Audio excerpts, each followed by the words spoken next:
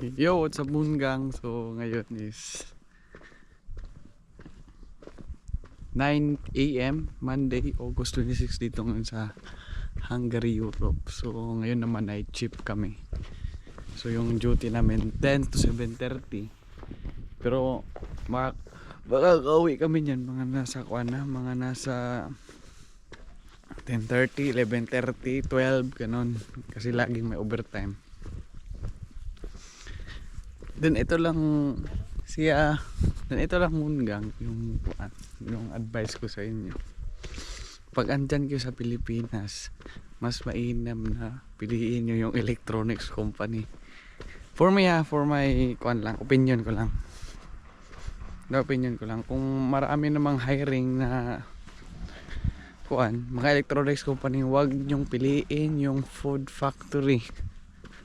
Kasi food factory, pero this is my own opinion ha, kasi depende lang din naman yan sa inyo, wala namang sa pilitan sa akin lang no, kasi like food factory kasi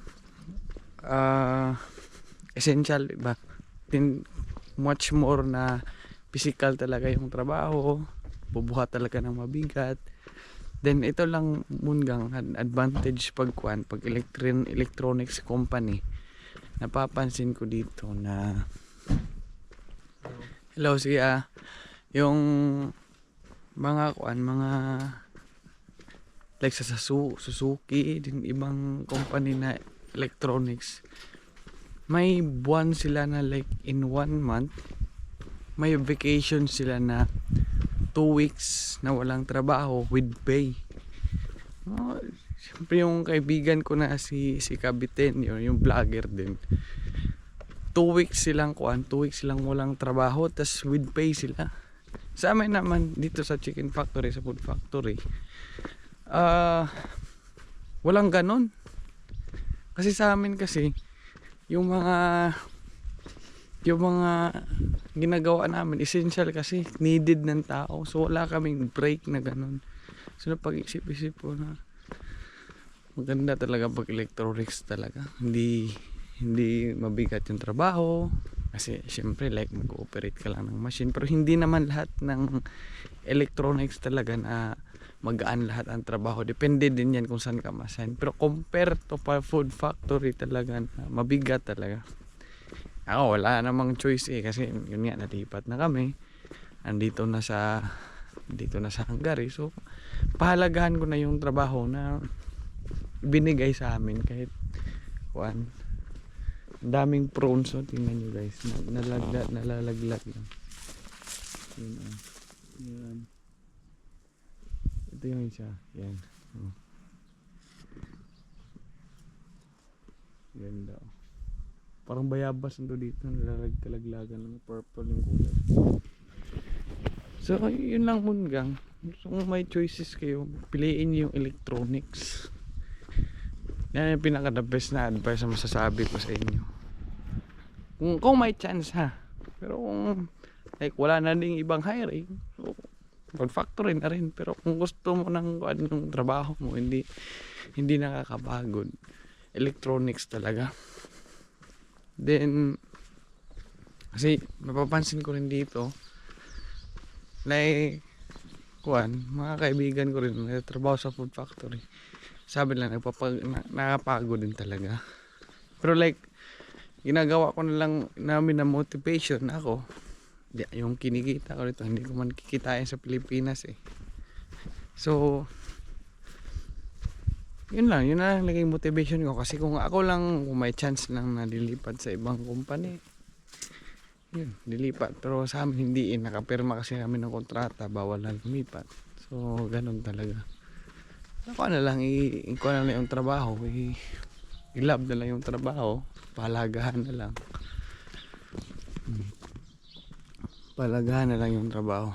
Di nung last time Moongang, may ewan ko anong date yun, birthday ng Hungary, parang foundation day yata. Foundation day ba din. Sarap sana gumala nun, kasi hindi na ako nakagala kasi holiday yun, walang trabaho, wala, malayo kasi sa amin dito papuntang Budapest may fireworks display. Sarap sana mag vlog dun kaso wala na, Hindi na kaya ng time ko. So wala. Hindi na ako nagkuhan, hindi na ako pumunta. So yun lang Mungang pagkuhan. Mas maganda talaga yung piliin nyo. Pasensya na sa buhok ko. Food Factory.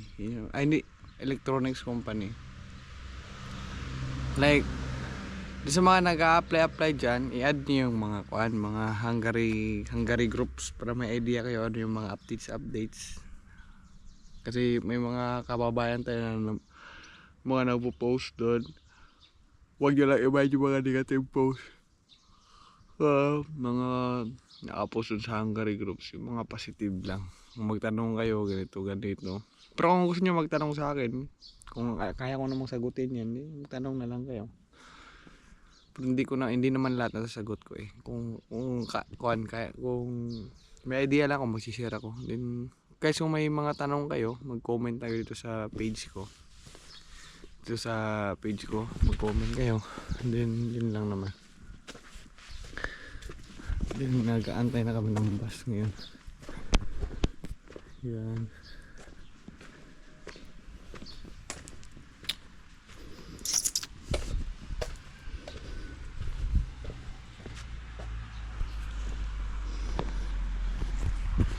Dito.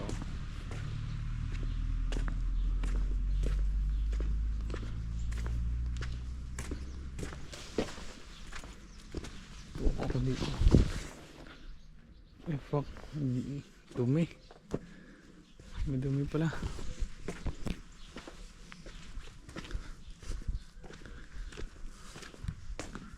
Sige guys, hanap ako ng makuupuan.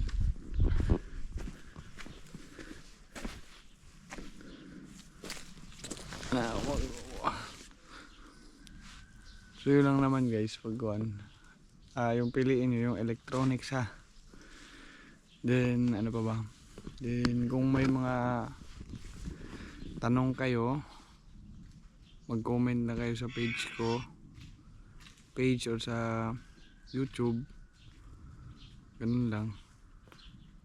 Then gagawan ko ng vlog para na-upload ko dito sa YouTube ko.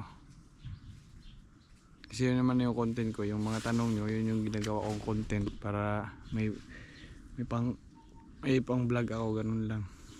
So yun lang naman guys. So sa mga taong nanonood ng vlogs ko sa Solid Mungang, shout out sa inyo. Then would like to promote my YouTube channel, Edmond Chavez Vlogs. Please subscribe Edmond Chavez Vlogs and hit the notification bell. Kalimpangin niyo yung bell. Then I have also Facebook page,